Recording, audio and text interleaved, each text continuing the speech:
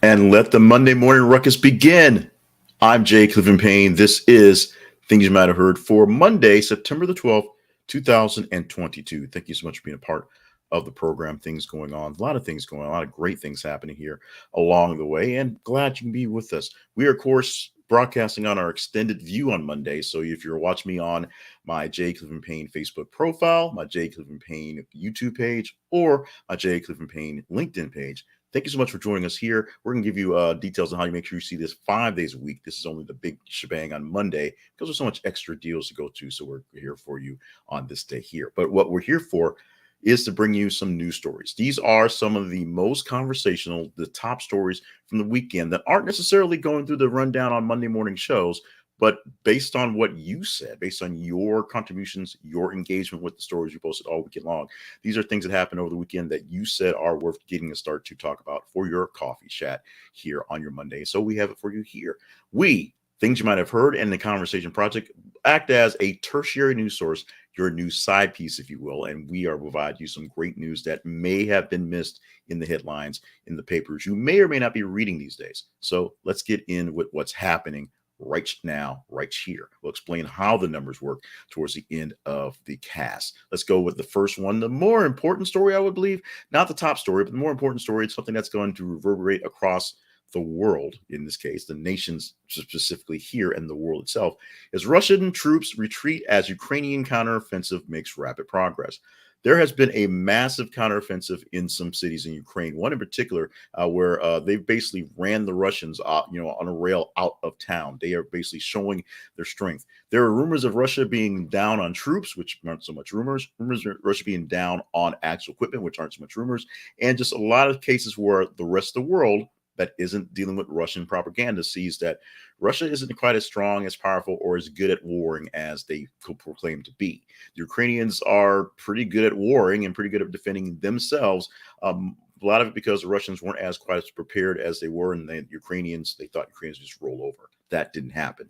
So the Russians are being pushed out of Ukrainian pieces of land, and people are actually starting to say, you know what? It's time to start thinking about how Ukraine is going to raise their flag and go to the offensive on this one, saying they've got this. It's about time to start thinking about the Ukrainian win and what to do about the Russian offensive being not so offensive, and what to do for the trade-offs and sanctions and whatever plundering he gets to keep, that being Putin, because he can't take too little or he'll look weak, even though he's not winning this thing right here.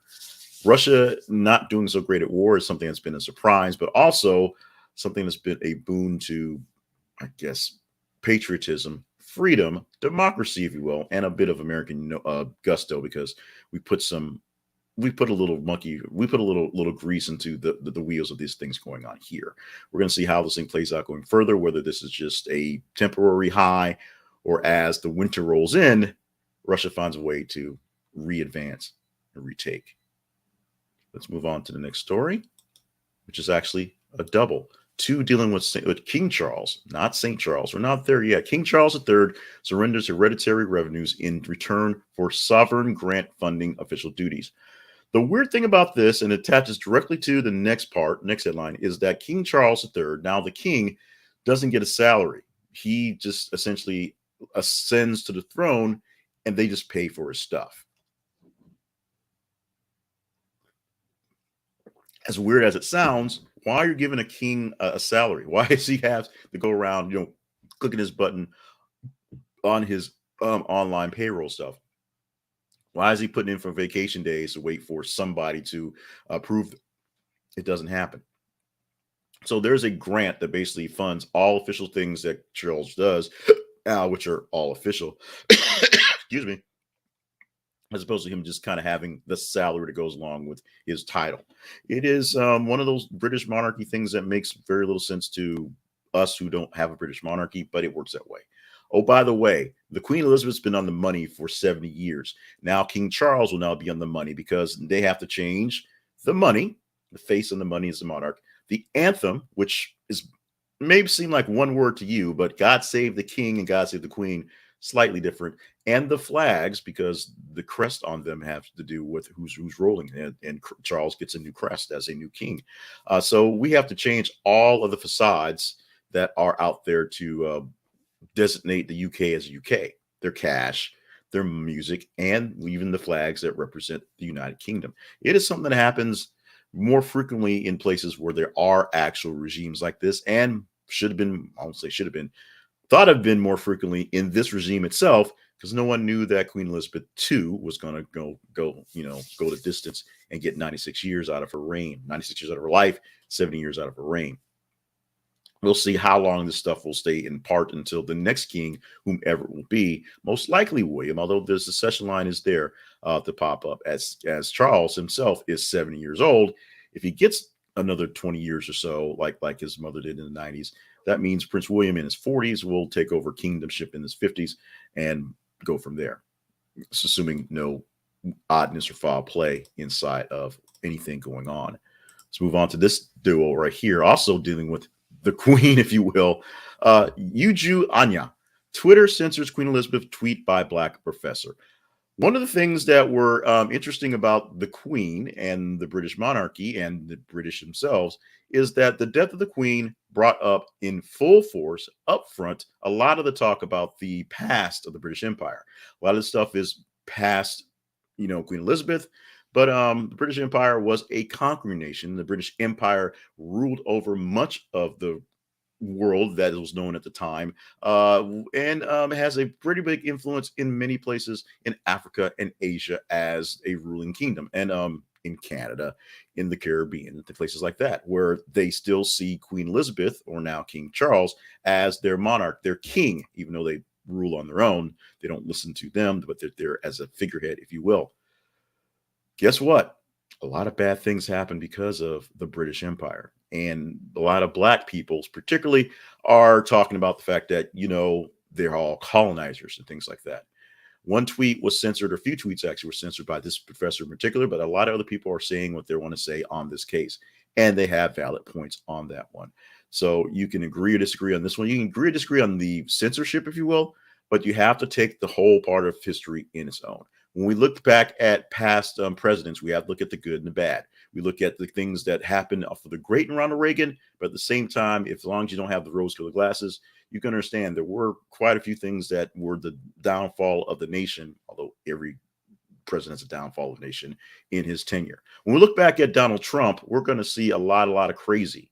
And unfortunately, that's because there's a lot of crazy, but with sober eyes and with people who aren't really, in dealing with it, we'll probably have a chance to really view and weigh him out for the things that he did push out. He did push out some good things, maybe for selfish and not exactly great reasons.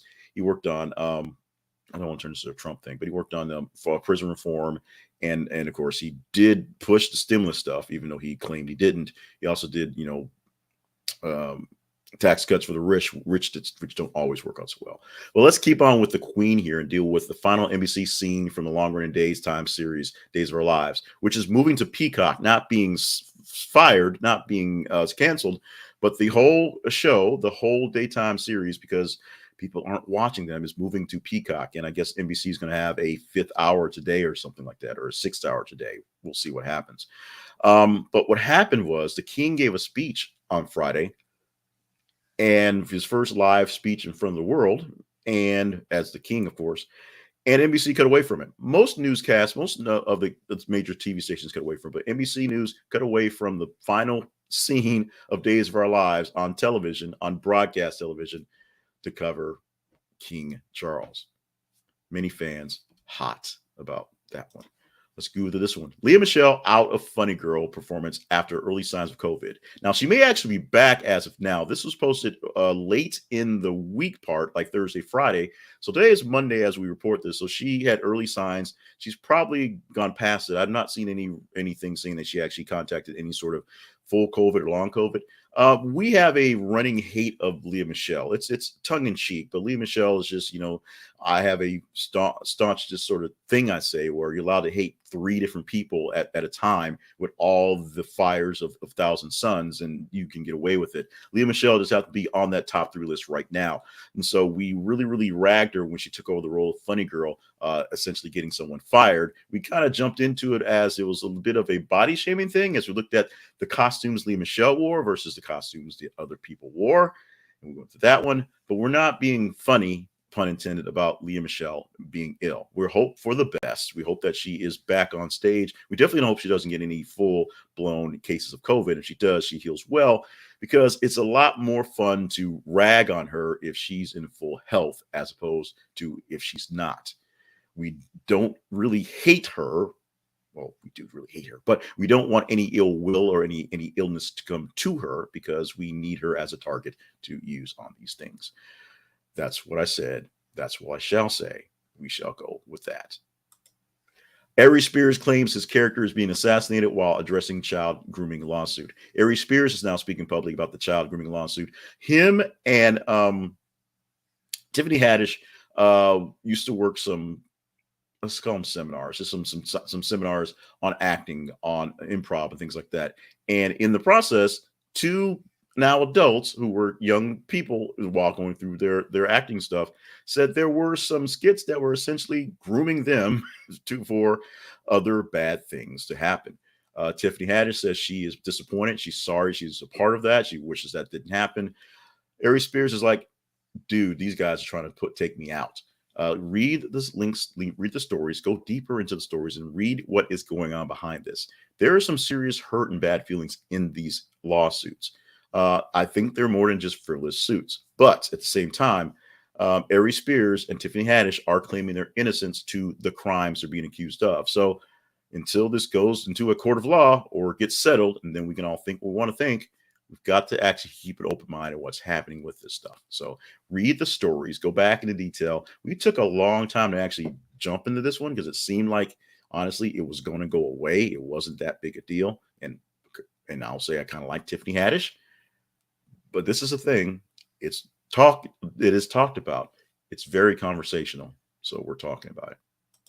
Let's move on to this one right here. Two of them, college football related. Nick Saban curses out his players for doing disrespectful horns down celebration after beating Texas. Although they barely beat Texas. They had to come back to the last minute to beat Texas. So the number one team, the expected team to basically win it all again. Well, again, not from last year because they got beat by Georgia. Not too happy, their coaches, with the way they acted in their barely win against Texas. This was two things. One, showed the world that Texas not quite there yet as it prepares to enter the SEC next season, I believe. And number two, shows Nick Saban may actually have a heart. He might not be the devil. He may actually care, although it's more about making his team, making him look bad for almost losing and then trying to act like they had something going on. More along those lines. We'll see how that plays out. Nebraska also in the news, firing Scott Frost after embarrassing home loss to Georgia Southern. Nebraska brought in a cupcake to play in their home opener and got cupcaked, got beaten badly by Georgia Southern. Georgia Southern walked out with both a check and a win. Scott Frost has seen his career at Nebraska end very abruptly, very quickly on the season. DirecTV's NFL Sunday Ticket, NFL Plus, and Sling TV viewers are frustrated with issues. DirecTV, which is, of course, still controls NFL Sunday Ticket, the Red Zone, things like that. The satellite provider was the exclusive home for these things and always had issues with getting it out there to the people on their satellite dishes. Now that they've got one more year in the contract, no one's actually bought them out yet, but they're offering up to other platforms because the inevitable is coming. DirecTV had a very, very poor showing this last weekend. Sunday Ticket did not play in a lot of people's TVs because they kept saying that they were in a local blackouts when they weren't in local blackouts. Red Zone, which is not in this one, had issues in various broadcast platforms as well. Sling TV could not get any of its live coverage out there for most of the day. People did all the stuff complaining because DirecTV is like $100 a season. And for the first part of the season, the very first day, they get a chance to see the Falcons blow it out against the Saints or the Cowboys lose their quarterback for weeks. These things didn't happen. And they're not so happy about it. We'll see how fantasy football racks up towards the day, but we also know that the fantasy that DirecTV is running a good program is still a fantasy because it's not happening. Let's go to New York, where they're going to ramp up polio vaccinations after the virus is found in wastewater. Wastewater tracking is all the rage these days, and many cities are tracking what's popping up in the trash to see what's going on out of people, because wastewater is literally the stuff you are flushing out of your body into the toilets and into the sewers. So if you can detect things like COVID, they detected high levels of COVID. They detected new strains of COVID in places like New York City and Boston and places like that with large facilities that handles those things. And now that polio is back with a vengeance, apparently, and they're seeing it in the wastewater in enough concentration in their wastewater in New York City or across the entire state, if you will.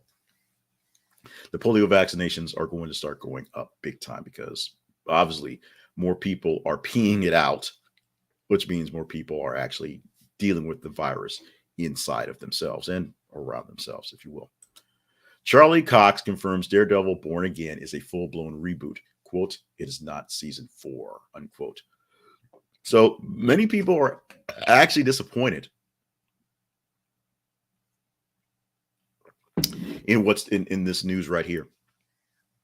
People were excited about Charlie Cox and Daredevil Born Again becoming a new Disney Plus thing.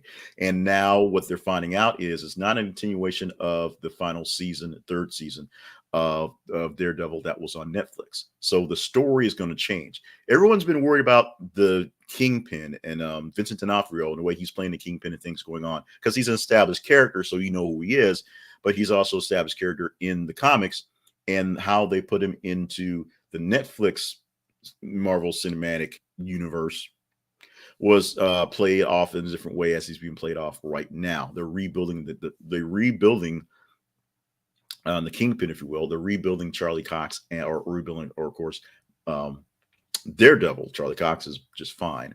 Rebuilding Daredevil as a new character with a newer-ish origin, a reboot, if you will, of a new way to bring him into the story and into the universe. This means good news, maybe for bringing back Luke Cage, maybe bringing back Jessica Jones. Probably not Iron Fist, but they got the IP, so we'll see how that works out. Seeing how those things work on a new level, how they actually meld into the new stuff. Whether they bring in the old actors, we shall see. But we know that there's a brand new Daredevil coming based on a reboot, not a continuation of the next Netflix series saga. And we wrap up with this one right here. It's kind of a surprise. It's kind of a but here's the headline. And read this story because this is an interesting story. Guns stolen from home of Representative Karen Bass, front runner in LA mayor race. Karen Bass, who's a longtime House of Republicans member representing Los Angeles area of California, is running for the mayor. She's right now running away with the mayor's race because she's extremely popular in her area, and people are looking for some new leadership. They think she's got what's going on. They think she is the woman to take over and take care of LA and its woes. Over the past weekend or past couple of days, her house was broken into, and one of the main things that were taken from her home that was of note are the guns. So A, Democrats have guns. B, Democrats in California have guns. C, Karen Bass got guns. There you go. And D, this thing is really getting ugly right now. There are even more uglier things of the more normal side of politics with this one. But the fact that someone broke into her house, messed up her stuff and stole some guns from Karen Bass means people are playing a little too seriously, if you will. We hope things don't escalate on this area, but we know that apparently Karen Bass knows how to take care of herself. So that's a plus for whatever you think about Los Angeles, for whether it's more of the sunny side Hollywood stuff, or maybe you're going to go back Boys in the Hoods type stuff. That's what I get from it. You can take your shots at Karen Bass, pun intended, but don't think you're not going to get a shot back your way. Pun very intended. Our teaser story for today, which means maybe we'll talk about this one on Tuesday morning. This is an interesting story. Now, I have not been big in DC Comics. I've been big in actual comics lately because it takes a lot of time and effort. I don't have time to watch Days of Our Lives. So I get time to watch all the sagas of all the sagas. But DC Comics has revealed in a new way the actual name, this time the true, real name, the birth name, what's on his government records, the government name of the Joker. His name is Jack White. And who's speaking out on this? Well, Jack White, who is the performer formerly of the White Stripes, named after himself, who actually says he takes some inspiration from the character, the Joker, who now shares his name. But you have to think, have you seen the two people in the same place? If this is one you want to chat up, you can make this happen. Just engage with the story. Already posted actually. It's from Louder, one of the blogs on music on the rock section. I think this is classic rock, although I'm not sure how Jack White is classic rock. That makes me feel old. Check it out by following it on the feeds on Facebook and Twitter, whichever one you want to, or both, if you will. Like it, love it, hate it, share it. The more engagement you give to this story, the bigger, greater chance we have of talking about it on tomorrow. And if you're not following us on the regular This is Conversation stuff, then we'll tell you how to do that. So you make sure you get this conversation tomorrow. Let's talk about making money, making real money, and making money using Fundrise. Fundrise makes real estate investing as easy as buying stocks and bonds, because it's what you're doing. You're buying stock, you're buying shares, you're buying into a fund managed by other people that you are funding. You are helping to give the money to offset the cost of buying more properties and making more money for yourself. I have been using Fundrise since the beginning of January, a few days into January of 2022, this year right here. I found out about it, put some money into it, and kind of let it ride. And as things were going in that month of January, I found out they had an affiliate program. I joined it and have been evangelizing it all this time, all 8 months of this year. I have made about 6% gains on my money over the year using Fundrise. I've been able to get into real estate without having to go buy a bunch of houses and refix them and try to sell them back. This has been a game changer for my portfolio, which has not done great in the pandemic ending part of the stocks and bonds, as things are sort of refreeing themselves, and definitely not for the cryptos part. I've sold basically most of my crypto because it was all underwater. And what I do have, it's barely above water, but it's there. I'm holding on to it because it's still positive. It still has a piece. Here, I'm not worried about this. Fundrise, the housing market in the bubble is, starting to crisp up and bubble a bit. So this may be the time to jump out of actual houses and into this to get your real estate investments going in a safer way. Now, you could lose money going forward, and I could lose money in the future. But right now, we're not making as much money in this third quarter going to the fourth quarter, but we're still on top. Check it out at thisisconversationproject.com/fundrise.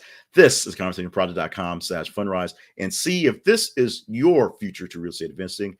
This is an affiliate link, so I will get a little piece of the action from this one, but it also helps keep the lights on here and costs you nothing extra. Oh, by the way, it'll cost you nothing extra because for the first month of your time in Fundrise, they're not going to charge you any advisory fees.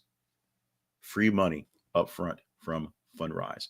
Let's talk about the websites of note. They be This is a conversationproject.com, our main website about the Conversation Project, brought to you by More Better Media LLC. Check us out for all things in front, behind, all over the scenes. You can see how you can help us keep things going by finding more sponsors that help us out. You can become a helper out exactly by being a partner, finding ways to partner up with us, and just see the programs we have coming up in place soon from the Conversation Project, and things you might have heard. Our feeds are on Facebook and Twitter. Follow us on Facebook and Twitter. Facebook, it's conversationproject.com. I'm sorry, it's This Conversation Project. And Twitter, th_conversation. We put a new news story headline every 50 minutes in those feeds. So like them, love them, hate them, share them. Over the course of time, we will pull them out in the morning. And then every single morning at 5 a.m., we pull them out. On Monday, today, we pull them out from Friday, 5 a.m. to Monday, 5 a.m. That's 3 days plus a couple hours. And so we are providing for you the stories we gave you. There were about 11 of them. They came from the top 30 of the overarching. We get about 30 or so stories over a day, 30 to 33 or 35 or so, based on the 50-minute rule. And so that's so we get about 90 plus entries for a weekend edition, a Monday edition, and we give you stories from top 30. Not all, just about 9 to 12 of them. Tomorrow through Thursday, we're going to give you 5 to 9 stories from the top 15, because it's, like I said, 30-ish stories. So we'll cut them off at 15 and give you the top stories for your coffee talk and your other chat as well. If you want to get that 5 days a week, follow us on YouTube at thisistheconversationproject.com/YouTube, or search for The Conversation Project on YouTube. And you can get this in the podcast form, which is just the audio. We're going to trim this up after we're done with the video and put it out there for that. Oh, you can also get a newsletter as well. Make sure you click the links inside of the description and get the newsletter, which will send this to you essentially right about now, although we're a little late getting that posted. So, and you can get the details, all the links, and replay of the video as well. We're also on TikTok. Not doing enough stuff on TikTok, but we're there. We have an account. We'll see what happens. We might add ourselves to Instagram, although Instagram doesn't really allow the feed things, so we hadn't really been on that one. But we'll see what we can do to make sure we're doing more for you, get more information out there, things you might not have heard, and more conversational pieces, if you will. Let's do our today things to wrap up and get on to our today.